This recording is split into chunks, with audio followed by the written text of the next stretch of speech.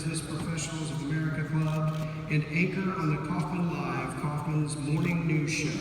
He's a member of the Student Council, National Honor Society, Junior States of America, Freshman Mentor Program, and Boys Golf Team.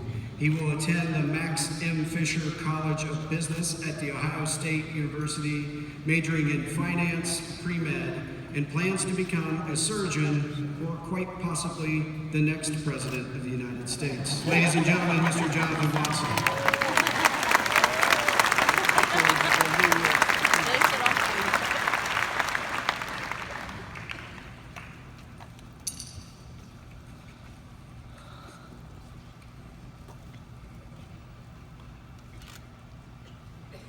Thank you, Mr. Ulring, Dr. Hoadley, and distinguished guests. Good afternoon.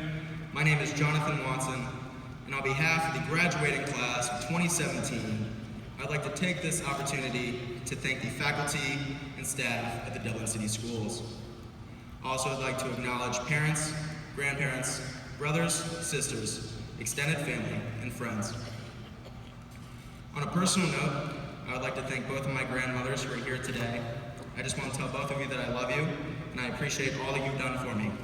Also, my brother Michael, who is my emotional Sherpa and lifelong best friend, who continues to inspire me each day. Lastly, and most importantly, I'd like to thank my parents for their unconditional love and guidance, because without their support, I would not be standing here today. I love you, Mom and Dad.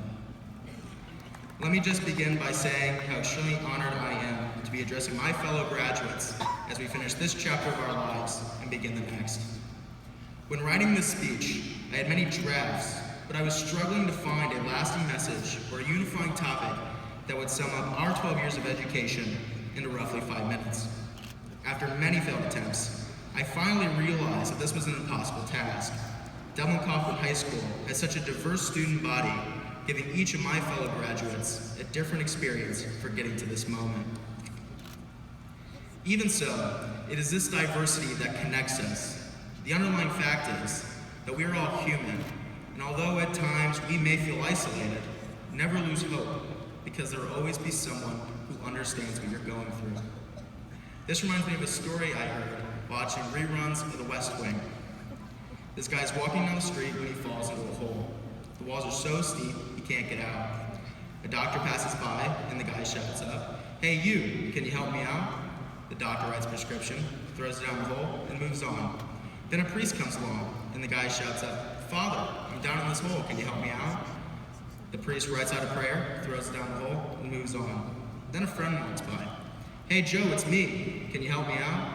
And the friend jumps in the hole. Our guy says, "Are you stupid? Now we're both down here." The friend says, "Yeah, but I've been down here before and I know the way out." My point here is that it didn't matter who you were or where you came from. We all felt very similar when we started out each stage of our educational careers. Despite our fears, it was okay, because within our Dublin community, we have been surrounded by so many people willing to help. In elementary school, what we lacked in maturity, we made up for in cuteness. We worried about making friends in our class, trying to get to know one another, and what we would do during recess. Soon, the awkward middle school years were upon us. Ever look back on those middle school photos? Brutal. We were nervous about using lockers for the first time, navigating the hallways to get to class, and we were excited about more than one lunch option. And who doesn't love a nice Bosco stick? Finally, we made it to high school. We were anxious about the classes being more difficult and getting lost in the school. Poor Matt Elson, it took him twice as long to get to class. Those short strides are a real killer. Seriously, Matt, no hard feelings. No hard feelings for shattering my ankle and ruining my dodgeball golf career. All's forgiven. Let me just say that high school has had some challenges for all of us. Teachers would force us to get out of our comfort zones and make us try and connect with other students. We have all had group projects, and you learn quickly that if someone is not pulling their weight, you will not get a good grade. No matter what sport, club, activity that you were involved in, this was the time we began to grow as learners. We were challenged and encouraged. We experienced our share of both successes and failures, but over the last 4 years, we learned the importance of cooperation and communication. Most importantly, we learn the lesson of teamwork. A close friend of mine, Abigail Bomer, likes to say that teamwork makes the dream work, and she is completely right.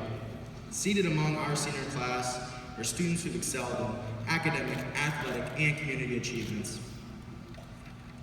Not only are our seniors amazing individuals, but someday it won't be difficult to imagine famous authors, physicians, scientists, artists, musicians, and maybe even a president.